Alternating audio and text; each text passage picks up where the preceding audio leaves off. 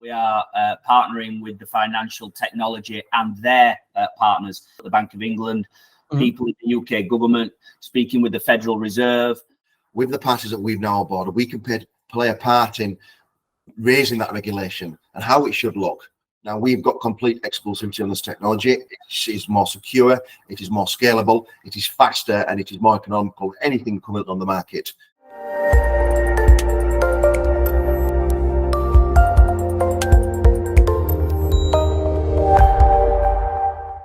Dear viewers, welcome to another issue of Stobox Interviews, where we speak to industry leaders and rock stars so that knowledge becomes your competitive advantage. And today we're speaking to Phil, Ryan and Oliver Moorhouse, co-founders at Aurum. Gentlemen, it's a pleasure to have you with us today. It's a pleasure, Boris. Thank you for the opportunity. Thank you for joining me today, and let's dive right into it. Tell me please more about Aurum. Okay, first of all, thank you again for the opportunity, Boris. So yeah, let's get into it. So Aurum is a gold-backed stablecoin, which is going to be minted on some technology that's not yet been released to the market. What we want to do with the gold-backed stablecoin is more so refer to it as digital cash. Okay, so digital cash, could you expand a bit more on that? Yes, of course. So within the crypto world and cryptocurrencies as such, we genuinely believe that 95% of the world's crypto currencies will disappear. So we wanted to go down the route of a gold-backed stablecoin that can be used as digital cash. Now, where we see the present financial markets, pre-QFS, and the financial markets in the future, everyone tends to take a route of over-leveraging. We want to go back post or pre-1933 and have a gold-backed stablecoin that is referred more to as digital cash. So Aurum in itself, we are not going to leverage any of the gold we have on reserve as to protect the investors and the projects and the other things that we're going to be working on in the future. So we want to refer to it as digital cash that can be used as a store of value. And in our own project, which is the peer-to-peer autonomous energy market, and for others to use as well. Obviously, projects over time will come to us. They've already started, but the main thing is for us is store of value and our own internal projects. You mentioned that you expect most of the projects in the cryptocurrency space to disappear. Could you share your reasoning? Why are you so pessimistic about that? Of course, no problem. So what you find in the crypto space, and I'm sure the parties that are watching this have come across it themselves, where you've got a lack of utility with a lot of coins that are currently on the market, it's total speculation. What we want to do is completely avoid that arena, which is why we refer to Aurum as digital cash and not crypto as such.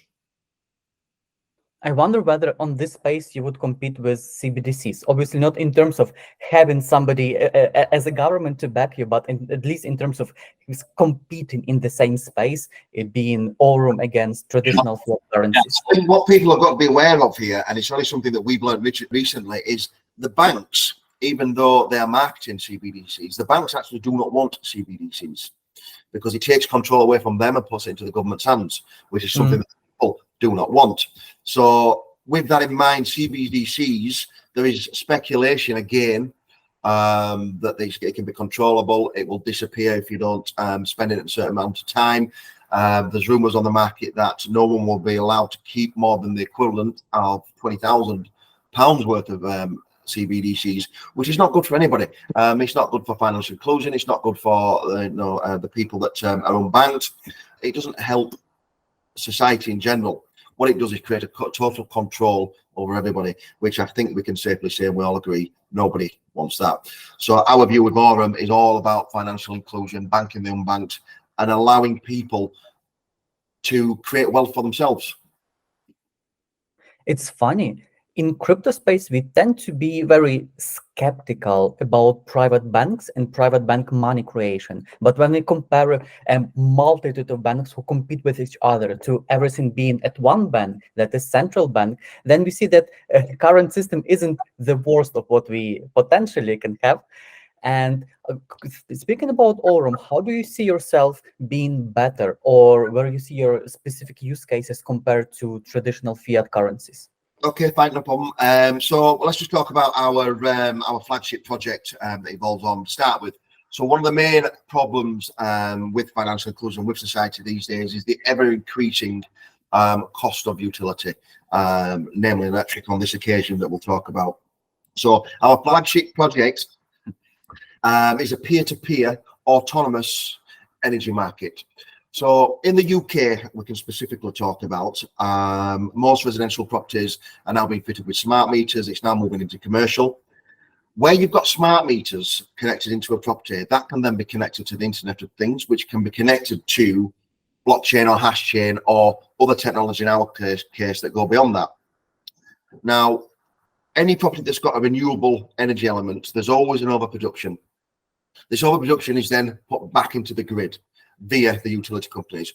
What we want to do, or what we are going to do, is take out the utility companies and have these properties autonomously talking to each other through our technology, through the Internet of Things, autonomously buying and selling the overproduction of energy, therefore creating lower energy costs for society across the board. The past few years definitely have shown us how great of an impact a cost of energy can have on the cost of everything and the quality of living. So having this P2P energy marketplace and remove the intermediary can definitely help a lot of people in having more dignified and more financial secure lives. And from what I understand, what it also gives you is that now you have a system where everyone or the vast percentage of the population participates, which is a piece of the critical infrastructure, you can say, after a certain point, and the exclusive currency being used in the system is Aurum. Is it correct? That's it. That's correct. Yeah. Yep. So that is our project. There are so if you talk about the technology providers who will remain nameless at this point. However, the best way of describing the technology that we have exclusivity to, with 120 patents worldwide, is that it's beyond blockchain. It is beyond hash. It's actually been developed in 2017, not on the market yet, but has been tested by the Bank of England and the Federal Reserve, and it takes us a step further into the future. Now, we've got complete exclusivity on this technology. It is more secure, it is more scalable, it is faster, and it is more economical than anything coming on the market. So we will be minting Aurum within this technology. Now, the technology creators obviously have their own projects working with the US Treasury and various different things that involve CBDCs or the replacement thereof, which we will be partly included with our token Aurum. I think it's also just worth pointing out, Boris, the point that you made at the end of your last question about the different use cases for Aurum. The sort of beauty for us is that, yes, it can be used for projects as digital cash, but hence the reason why we are not leveraging the gold is to provide that store of value there as well. So it's not just necessarily can be used for digital cash. It can just be used as an investment for people. And I assume it would be a better way to store cash, at least part of the cash, in Aurum compared to fiat money, given that we live in a pretty inflationary environment at the moment. Yeah, and we're sort of 99% certain there is no other cryptocurrency, digital cash, whatever you want to call it, on the market doing what we're doing with it. I think at that point as well, boys, you've got to take into account that current fiat currency is not worth anything. We live in a debt-based system. From 1933, obviously the debacking of gold against currency happened. So really, what you hold in your pocket now is a promise to pay. It's not backed by anything, and it's a debt-based system. So if you've been lent £10, for example, it's actually minus £10. You pay that with another promissory note, and it becomes minus £20. We're in a complete debt-based system. The national debt is far too high for all countries, and we hope to be part and parcel of the problem solving that going forward by going back to commodities-backed currency. Oliver, I got curious when you mentioned that there is no other project doing what you currently do, because there are other stable coins backed by gold, such as gold, for example. So I wonder, how do you see yourself being different from them? I already see the difference in positioning. You're not saying that you're a gold-backed stable coin. You say that you're digital cash, and this is already a difference. Are there any others that we should notice? Yeah, so I think the difference between us and the other coins on the market is, as I say, the fact that we won't be leveraging the gold to create a price point. You know, 3 Aurum will be backed by an ounce of gold, and that will not change. And as I say, the gold will not be leveraged to create a particular price point. So there will only ever be a certain number of Aurum on the market for the amount of gold that we hold at any one time to ensure that the price is stable. So just to add to that as well, Boris, with any new tokens, and we'll say tokens that come to the market, what you find is there is a mass mint that initially takes place, and then there is a burn over time with a view to creating a higher price point. We're going to reverse engineer that mechanism. So we're only minting 5.6 million Aurum per 3 billion of gold. And every time we acquire further gold, we'll mint more Aurum. And every time we've got a new project, obviously more gold needs to be acquired, more Aurum gets minted. So we're always protecting investors by reversing that mechanism. It actually sounds somewhat similar to Bitcoin in the sense that you have a fixed supply and no direct burn mechanism. So that's why probably they call Bitcoin digital gold, though I guess you would argue that you aren't a big believer in the potential of Bitcoin as a store of value and transaction mechanism. Yeah, so I think it's safe to say we're in our early days in crypto years ago, before we were as knowledgeable as we are now, Bitcoin's always the first for many crypto investors. As time goes on, you'll learn more about consensus mechanisms and various other distributed ledger technologies. From our point of view, we realize that Bitcoin's not backed by anything. You know, it is literally pie in the sky in our view. It's not backed by anything, so we're going to change that in what we do. We wouldn't like to be associated with Bitcoin in any way, shape, or form. Hence, why we're going down the route of digital cash. Yeah, that makes total sense. And as we know from modern monetary theory, you need to create a demand for your currency. And governments have the power to create demand. They literally impose taxes, and you have no way to operate in the economy without, at least to some extent, using the currency that they require you to use. Absolutely. And if you don't... Sorry, look, Boris, that's exactly why we are partnering with the people that we are partnering with, the financial technology and their partners, because they are speaking to high-level people at the Bank of England, people in the UK government, speaking with the Federal Reserve. They have everything that you're saying covered off. So we do have the opportunity to take Aurum in at the top to a number of countries. And just to add to that as well, just a little bit of a twist of the tail, if you will, Boris, we're actually now, without naming names, negotiating an equity stake in 2 gold refineries and vaults. So we will be the world's only stablecoin gold-backed digital cash with its own refineries. And just to add to that as well, Boris, that does come with its own potential regulatory issues, if you like. We are fully aware of those, and obviously will enable from a regulatory point of view that everything is correct. So with that in mind, we have just appointed Solvus Funds based in Cyprus. They have a high-level relationship with CISEC, which is obviously the Cypriot version of the SEC. So they will assist us with all regulatory issues and compliance going forward. This seems to me like a good point to proceed to the discussion of a bit more practical matters of how Aurum is implemented. And you mentioned that you are going to be regulated in Cyprus. I wonder, why have you chosen this jurisdiction? I think the easiest way to put that is a regulatory point of view. As far as the regulation goes worldwide, and we'll take Ripple XRP as a guidance here, it's still in its infancy. Regulation is not complete. Everybody's still learning. All governments and regulatory bodies are still learning, and the full infrastructure is just not there yet.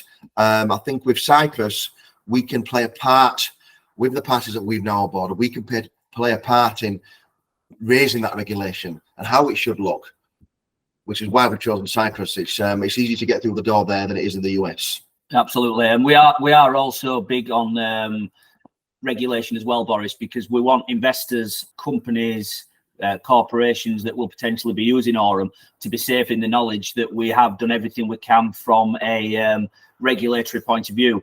So yes, we will be approved by the Cypriot version of the SEC, but we also will be by default fully ISO 222 compliant through our financial technology partners. And we have also heard from them that there is no other crypto on the market that is fully compliant with those ISO 222 standards. There are coins out there that purport to be, but they are not fully compliant. So we will be the only coin on the market, digital cash, that is fully ISO 222 compliant. And also, just to add to that, as what we are doing for our UK project, we are also working towards FCA compliance as well. So that will also be another string in the bow for us. So we will be quite big on the regulation side of it. So that will also give, obviously, investors, corporations, peace of mind. Just to add a little bit of depth there onto the ISO 222. All parties have to reach 70% of the tick box to classify themselves as ISO 222 compliant. We will be 100% on the tick box.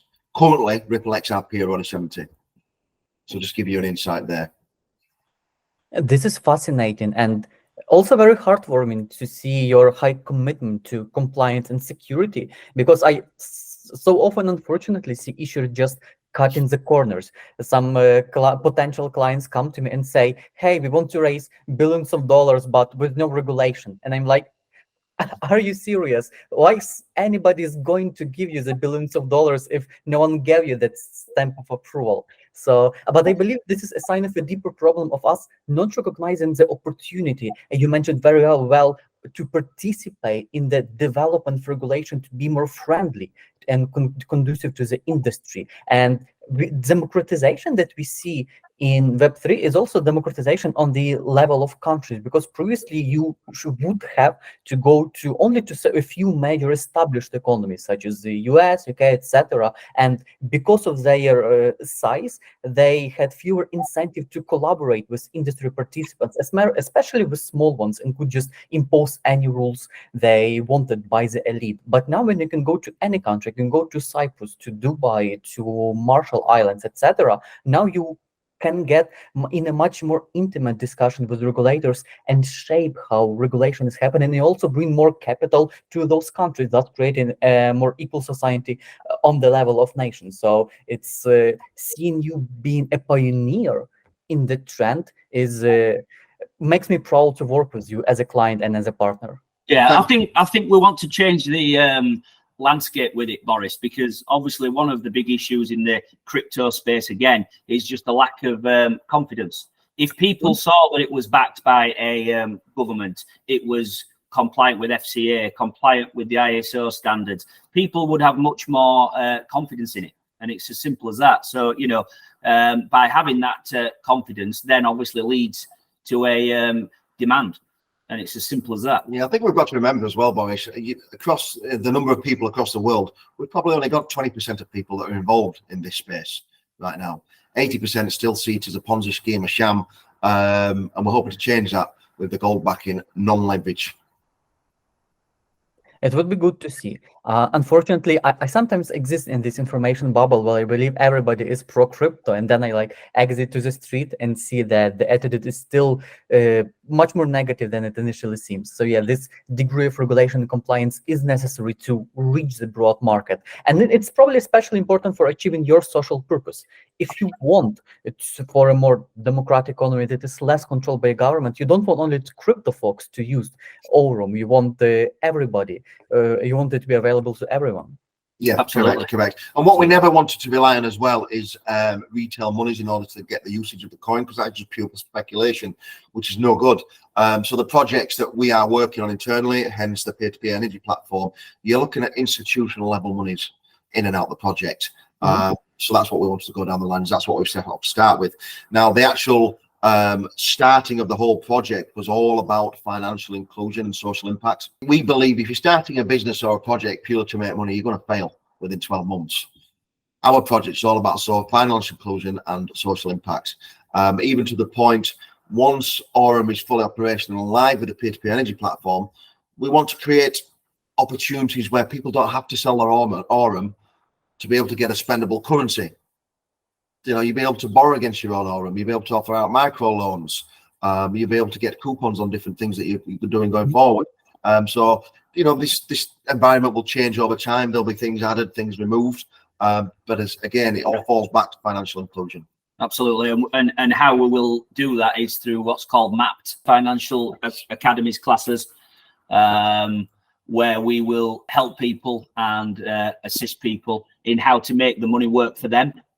Something that the schooling system doesn't tell you. The educational system is nothing but indoctrination in our view.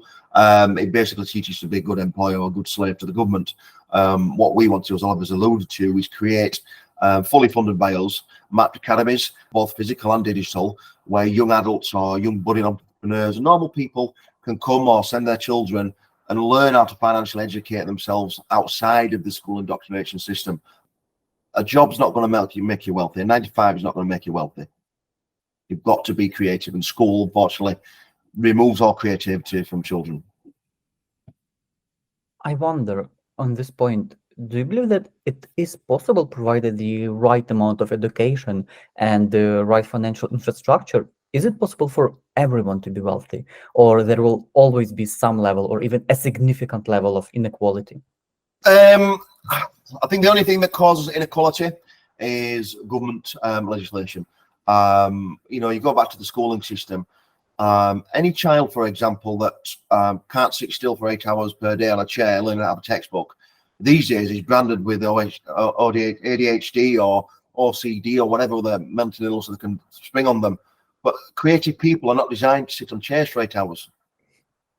You're never going to come up with a creative solution sat on a chair for 8 hours learning out of a textbook. So our academies hope to go somewhat into bringing out that creativity that everybody has inside them. That's beautiful, and beautiful to see how a single focused project can spring into multiple side applications that create additional value. And this is what you especially commonly observe when projects are focused on socially beneficial purpose. When you see that in order for your purpose to be fully implemented, you need additional pieces of infrastructure, and sometimes you need to create them on your own if they aren't present to the sufficient extent. Absolutely, fully agree with that, Morris. Yeah, completely agree. One point that I probably should have asked initially, but the discussion went so smoothly that I didn't have an opportunity, is about the background of the team. Tell me about yourself and other amazing managers you're working with. Okay, fine. So my background is merger and acquisitions. Historically, we acquired distressed recruitment companies, turned them around, restructured them, put them back in profit, and so forth. With that, probably about 5 years ago now, I started my journey in the crypto space. Over time, you know, we've had a lot of ups and downs. Been over leveraged myself, and I got liquidated. So you learn the hard way. So I know the pitfalls. I know how to protect future investors of Aurum, and I know where or what's led us to non-leverage of the gold back. We don't want to over leverage. I've done it myself personally. The teams that we've got around us are very, very high level. So again, without naming names at this point, some of them will be available in the white papers. And the teams we've got are the likes of David Grocott, our CTO. He's been involved in building banking payment platforms for the likes of Barclays, Deutsche Bank over the years. The team that created the tech actually got tested at the Federal Reserve task force. So the team is strong. It's extremely strong with years of experience. Yeah, absolutely. My original background, I'm a chartered surveyor by trade, and then similar to Phil, had a passion in crypto and moved into the space shortly after Phil, actually. And then we've been sort of working on it, working on the space together for probably 4 years around that kind of area. But yeah, as Phil has said, we've got a very strong team behind us now. I think as well, Boris, with when we first entered the space ourselves as early investors, I think we quickly realised that nobody has got really any say into what goes on. All you see is what's on social media, and you have to sort of go do your deep research, deep dive, and find out what's really going on. What we want to do is, with Aurum, is offer complete transparency so people can understand what we're trying to achieve and what the bigger picture is. Absolutely, absolutely. That's actually one of the reasons why we are doing these interviews, to show the behind the scenes and nitty gritty, and things that look glamorous on social media are actually a product of a lot of sweat, a lot of mistakes, and everything is much more complex than it seems, to show a human side of the business. And I'm grateful for you being open about that side as well. Yeah, absolutely. Yeah. It's very important, isn't it?